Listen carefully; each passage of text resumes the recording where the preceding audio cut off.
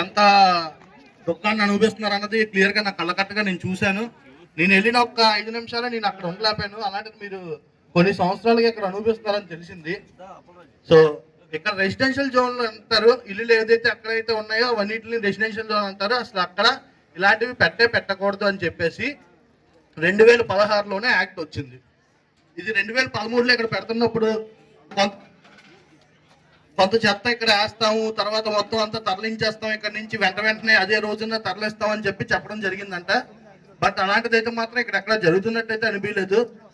And అధికారులు ట్యాక్సులు తీసుకుంటారు, మున్సిపల్ ట్యాక్స్ తీసుకుంటారు, వాటర్ ట్యాక్స్ తీసుకుంటారు. అక్కడ ఇల్లు ఉంది కాబట్టి ఇల్లు దగ్గర నుంచి మీ దగ్గర నుంచి ఇక్కడ లాక్కుంటున్నారు ట్యాక్సులు. చెత్త పన్ను కూడా ఇక్కడ చెత్త పన్ను తీసుకుంటున్నారు, అక్కడ తీసుకొని ఇక్కడ వేస్తున్నారు చెత్త. ఏం లేదు, మీ చెత్త మీకేస్తున్నారు చెత్త పన్ను తీసుకొని. సో దీని మీద ఇదైతే రాజకీయ పోరాటం కాదు, ఏ కుల పోరాటం కాదు, ఏ మత పోరాటం కాదు, ఇది ప్రజా పోరాటం. ప్రతి మనిషికి ఒక కష్టం వచ్చింది. ఇక్కడ వచ్చిన 30,000 మంది కాదు, ఇక్కడ ఉన్న 30,000 మంది కష్టం కాదు. చూస్తున్న మీడియా ప్రతినిధుల ద్వారా చూస్తున్న ప్రతి ఒక్కరి కష్టం ఇది. సో ప్రతి మనిషిని తోడుగా ఉండాలి.